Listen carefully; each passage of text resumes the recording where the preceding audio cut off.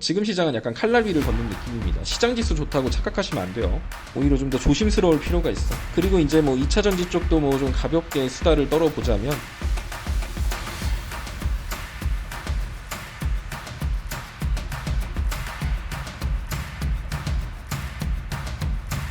이 차 전지가 가기 위해서는 가장 중요한 건 2차 전지는 전기차다라는 그 틀에서 벗어나야 돼요. 그걸 벗어나지 못하면 2차 전지는 올라갈 수가 없어요. 왜냐면 계속 사람들은 2차 전지는 전기차로밖에 생각을 안 하거든. 근데 생각해봐.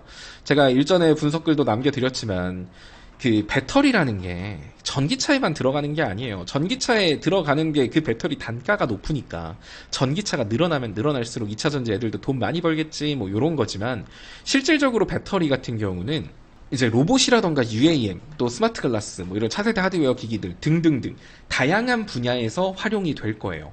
근데 로봇이 지금 나와서 막 진짜 막 장난 아니야. 막 거의 지금 막 터미네이터처럼 움직여 막. 그렇다라고 하더라도 배터리가 없으면 뭔 소용이냐고. 여러분들 만화 영화 중에 에반게리온이라고 아세요? 제가 진짜 환장하면서 본 만화인데 거기서 약간 로봇들이 나와요. 로봇들을 타고 막 싸운단 말이야. 그 로봇들을 타고 싸우는데 거기에 걔네들 단점이 뭐냐면 로봇이 너무 커. 그래가지고 등 뒤에다가 그 케이블 꼽아놓고 다니거든. 케이블 꼽고 싸워. 그러다가 케이블 뚝 떨어지지? 그러면은 이제 배터리로, 이제 안에 있는 내장 배터리로 움직인단 말이야. 그럼 내장 배터리로 움직이면 몇 분 못 움직여요, 걔네들. 그러다가 이제 내장 배터리 다 되면 멈춰버린단 말이야. 그러니까 이제, 실제로 나중에 로봇이 그런 식으로 뒤에다 케이블 꽂고 돌아다니는 로봇을 만들 거면은, 그게 뭔 의미가 있어. 의미가 없지. 결국에는 로봇 안에 들어가는 가동 시간이 상당히 중요한 요소가 될 거예요. 다들은 아니겠지만, 집에서 로봇 청소기 쓰시는 분들 아시죠? 로봇 청소기 몇 번 돌리면 얘네들 가다가 저 배터리가 없어서 충전 도크로 돌아갑니다 이러면서 막 간다고. 걔네들 몇 시간 일 못해. 로봇 청소기들 그 조그만한 것들도 로봇 청소기에 배터리 가지고 얼마 못하고 돌아간다고. 그냥 걔네들 하는 게 뭐야, 단순하게 굴러다니고 쓸고 닦고 하는 것밖에 없는 주제에 배터리 용량이 그거밖에 안 된다고, 가동 시간이. 근데 휴머노이드 로봇 봐봐. 휴머노이드 로봇? 내가 얘한테 뭔가 말을 해. 야, 너 이거 뭐 좀 해줘봐. 그러면 걔가 AI를 활용해서 판단을 할 거야. 얘가 나한테 질문한 게 이거고, 얘가 나한테 요청한 게 이거야. 그걸 판단을 해서 얘는 오른손, 왼손, 오른다리, 왼다리 들썩들썩 움직이면서 내가 시킨 대로 행동을 할 거란 말이에요. 그러면 걔네들이 전기 먹는 하마겠지. 그죠? 전기를 많이 잡아먹겠지. 근데 얘네들이 뭐 시킬 때마다, 야, 가서 설거지 좀 해줘 하다가, 설거지 하다가 충전 도크로 돌아갑니다 뭐 요럴 거야? 결국에는 로봇에 들어가는 배터리 같은 경우도 점점 배터리의 효율이 좋아져야 돼요. 뭐 전기차만한 배터리를 로봇 등짝에 얹어 놓을 수는 없잖아. 그러면 경량화되고 소형화되는데 배터리 용량은 높고 효율성은 높은 이런 배터리들이 나와야 로봇도 진정 상용화가 될 수 있는 거라는 거지. 또 날아다니는 택시, UAM 같은 경우도 여기다가 항공유 안 넣는다고. 항공유 같은 걸 넣는 게 아니라 전기 모터를 통해서, 그러니까 드론을 확대시켰다라고 보면 돼요. 드론에 기름 넣어요? 기름 안 넣어요. 결국 UAM이라던가 이런 미래 도시망공용 모빌리티, 로봇 이런 것들, 차세대 하드웨어 기기들의 필수. 또 스마트 글라스 이런 거 생각해보자. 우리가 스마트 글라스를, 안경을 써요. 안경을 썼는데 얘네들도 AI를 접목시켜서 할 수 있는 거라고 한다면 데이터 처리에 대해서 연산을 굉장히 많이 해야 될 거예요. 막 정보를 받고 해석해서 알려줘야 될 테니까. 근데 안경 크기가 뭐 헬멧만 할 거야? 솔직히 비전 프로만 하더라도, 여러분들 그 애플에서 비전 프로 나왔을 때 보면은, 비전 프로 보면은 뭐 배터리 팩이니 뭐냐 갖고 막 엄청 가동 시간 뭐 한두 시간밖에 안 되고 막 선 꼽아 갖고 해야 되고, 이런 게 어떻게 차세대 하드웨어 기기가 되겠어. 심지어 그 비전 프로 그 커다란 놈도 그랬는데, 스마트 글라스? 야, 그 안경만 한 거에다가 배터리 효율을 높이기 위해서 지금의 리튬 이온 전지 갖고 가능할까요? 그게 안 돼요. 그럼 결국 리튬 이온 전지를 넘어선 새로운 배터리에 대한 게 2차 전지에서 던져져야 돼요. 그때가 2차 전지가 본격적으로 올라갈 수 있는 시점이야. 그때부터는 사실 지금처럼 무시받았던 2차 전지가 아닐 거예요. 왜냐면 그때부터는, 야, 2차 전지 먹거리가 전기차뿐만이 아니라 UAM, 로봇, 스마트 하드웨어, 앞으로 나오는 모든 하드웨어 기기에는 2차 전지에 새로운 배터리가 들어가야 되는데 얼마나 수요가 많겠냐? 이러면서 올라갈 수 있는 거거든요. 그러면 결국 그 핵심 키를 가지고 있는 것 중에 하나가 리튬 이온 전지의 효율을 올리는 방법도 있지만, 전고체 배터리가 어떻게 보면 핵심적인 요소예요. 안정성인 측면까지 고려를 해봤을 때 전고체가 리튬보다 효율이 2~3배 가까이 높아요. 그렇다는 소리는 크기가 리튬이온보다 작아도 효율이 그만큼 좋다라는 의미인 만큼, 전고체에 대한 기술들이 상용화되는 시점, 상용화된다. 이거에 대한 기술, 단가가 맞춰지기 시작했다. 전고체 해봤더니 좀 좋더라. 뭐 이런 얘기가 나오기 시작을 할 때 2차 전지 관련주들이 본격적으로 움직일 수 있는 거예요. 그러면 그 시작을 알릴 수 있는 종목이라고 한다면 삼성 SDI, 우리나라로 대기업으로 치면 삼성 SDI, SK온, LG 에너지 솔루션 이 세 가지 종목인데 삼성 SDI 같은 경우는 그 누구보다 전고체에서 먼저 투자를 진행했습니다. 그래서 삼성 SDI 같은 경우는 2027년도에 전고체를 상용화를 목표로 하고 있어요. 2027년이면 이제 얼마 안 남았죠. 벌써 2025년 후반기니까. 그러면 그 출시 기간이 얼추 로봇들하고 비슷할 것 같아. 그런데 이제 LG엔솔 같은 경우는 2030년이고 SK온 같은 경우는 2029년이에요. 그리고 다른 글로벌 2차 전지 기업들 같은 경우도 전고체 쪽이 아무래도 단가가 수지타산이 맞지 않고 시장 점유율을 올리기 위해서 2차 전지는 사실 중국 쪽이 지금 꽉 잡고 있잖아요. 배터리 시장을. 걔네들 같은 경우도 이 2차 전지 시장 점유율을 높이기 위해서는 전고체 개발에 집중하기보다는 가격 경쟁력을 통해서 이 시장에 깔아놓은 거야. 지금 야 사실 삼성 SDI, LG 엔솔, SK 거 배터리 개 비싼 거 알지? 근데 우리 거 진짜 싸다? 싼데 성능은 비슷해. 이렇게 하면서 시장 점유율을 높였단 말이에요. 근데 지금 우리나라 2차 전지 기업들 같은 경우는 이제 리튬 이온이 아니라 전고체 쪽을 미리 준비를 하고 있어서 사실 삼성 SDI가 지금 글로벌 2차 전지 기업 중에 전고체 상용화 시점이 가장 빠를 것으로 예상되는 기업입니다. 그러면은 어떻게 보면 전고체 시장을 먼저 선점할 수 있다라는 거고, 그렇다라고 하면 삼성 SDI가 먼저 움직여주는 모습을 보이고 추세를 바꿔줘야 2차 전지 애들이 더 이상 2차 전지는 전기차가 아니라 로봇이라던가 이런 거랑 연결될 수 있겠구나. 이런 기대감 가지고 올라갈 수 있는 겁니다. 대충 이해 갔죠? 그럼 2차 전지가 언제 움직일 수 있다? 지금은 못 간다. 그래, 삼성 SDI가 올라가면 돼요. 지금은 못 가는데 갑자기 그럴 수도 있어. 다음 주에 갑자기 막 삼성 SDI에서 막 전고체 얘기 막 나오면서 이렇게 가. 그래서 삼성 SDI가 먼저 이 241선을 안정적으로 넘어주는 모습을 보였을 때 22만 원 위로 삼성 SDI가 올라갔을 때 요때가 이제 본격적으로 삼성 SDI가 대장이라는 의미가 아니에요. 얘가 제일 잘 올라갑니다. 가장 크게 올라갈 거예요가 아니라 얘가 이 위로 올라가야 2차 전지 애들의 추세가 바뀐다고. 얘가 대장이 아니라 이수 스페셜티가 대장일 수도 있고 한농화성, 전고체 이런 가벼운 애들이 대장이 돼서 상승률 자체는 더 나중에 봤을 때 높을 수는 있겠지만 걔네들이 정말 이렇게 치고 가기 위한 시발점이 될 수 있는 건 삼성 SDI가 22만원, 241선 위로 넘어가는 순간이 될 가능성이 높다 이거예요. 그러면 여러분들이 지금 2차 전지를 투자를 하고 있고 추가 매수를 하고 싶어. 근데 지금 할까? 그렇게 고민을, 어떻게 보면 지금이 바닥일 수도 있지. 왜냐면 내일부터 갑자기 삼성 SDI가 이렇게 올라가면은 뭐 이렇게 가면은 역시 그때 산 게 잘했어 라고 생각이 들 수도 있겠지만 그게 아니라 삼성 SDI가 241선 위로 안정적으로 올라갔을 때 그때 내가 봤던 가격보다 2차 전지 애들이 좀 올라갔다고 하더라도 그때 사는 게 맞다는 거예요. 대충 이해 가죠?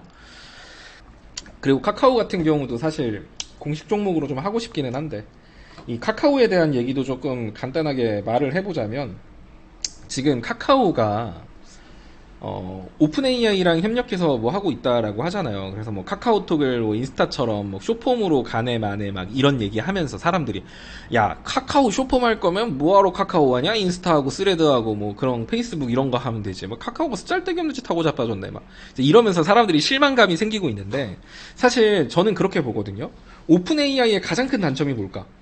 오픈 AI 지금 여러분들이 쓰는 챗GPT 저는 안 써요. 안 쓰는 사람들은 또 그만한 이유가 있겠지. 챗GPT가 좋다라고 하지만 저 같은 경우는 제미나이를 쓰거든요.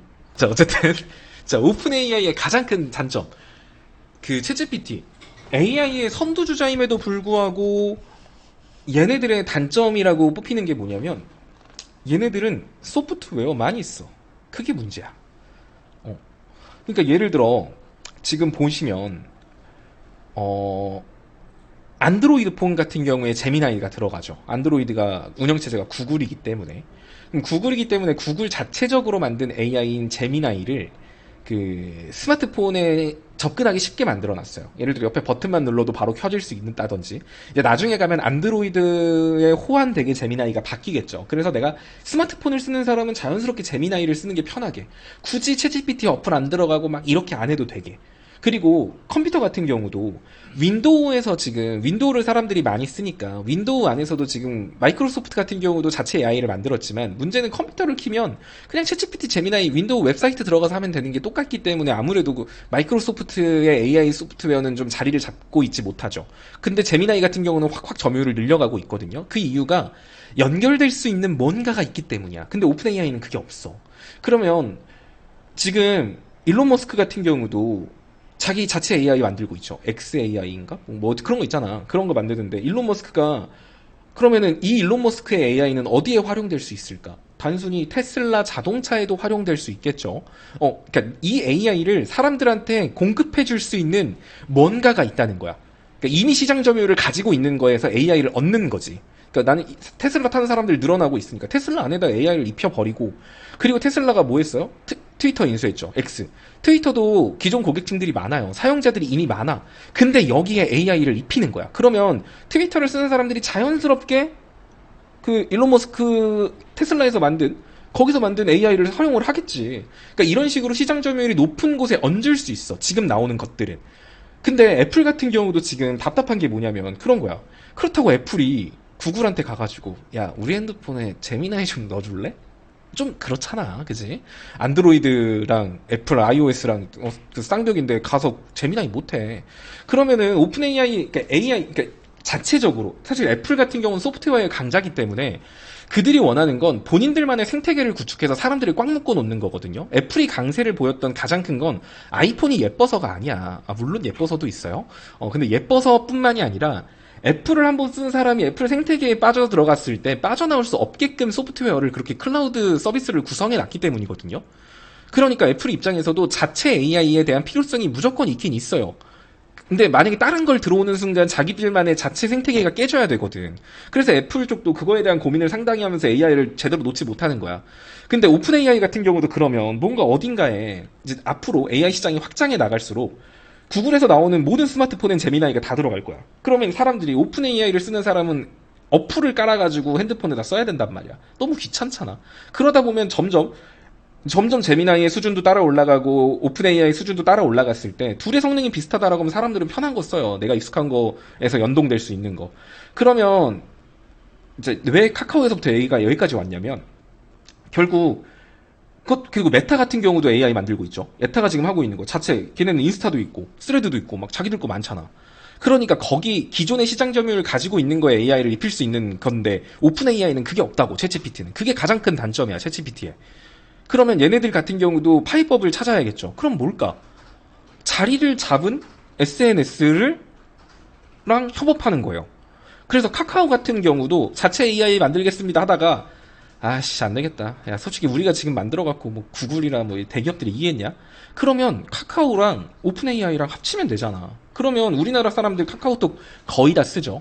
그럼 카카오톡 메신저로서 거의 다 사용을 하는데 거기에 자연스럽게 오픈 AI 챗GPT가 입혀지면 우리나라 사람들 카톡 쓰는 사람들이 그냥 굳이 구글 제미나이 같은 거 안 써도 어차피 카톡 쓰니까 카톡 쓰면서 자연스럽게 오픈 AI를 활용할 수 있는 거야.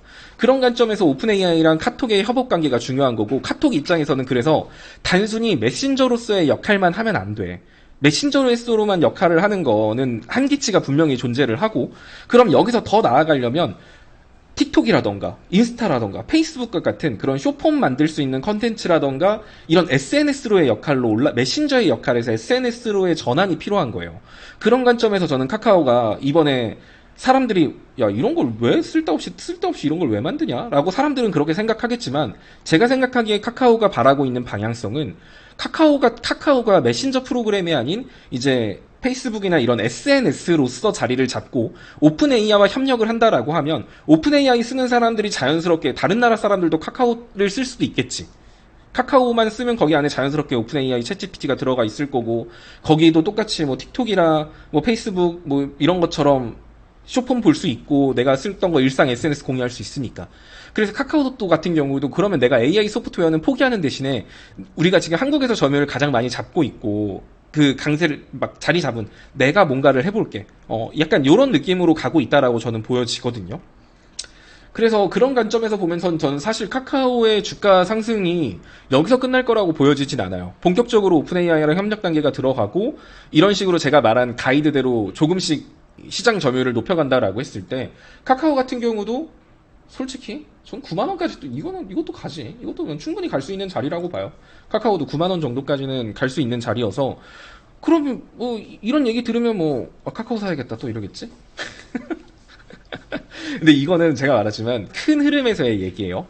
그리고 이제 이러한 관점에서 이 종목에 대한 매력을 느껴졌다라고 하면 그 다음부터는 내가 이 종목이 나중에 올라가든가 자시든가 시장 지수 빠지면 얘도 같이 빠지는 거 똑같아. 그럼 그때부터는 시장의 흐름이나 금리 인하라던가 전체적인 분위기를 생각하면서 여러분들이 매매 전략을 잡고 가는 거예요.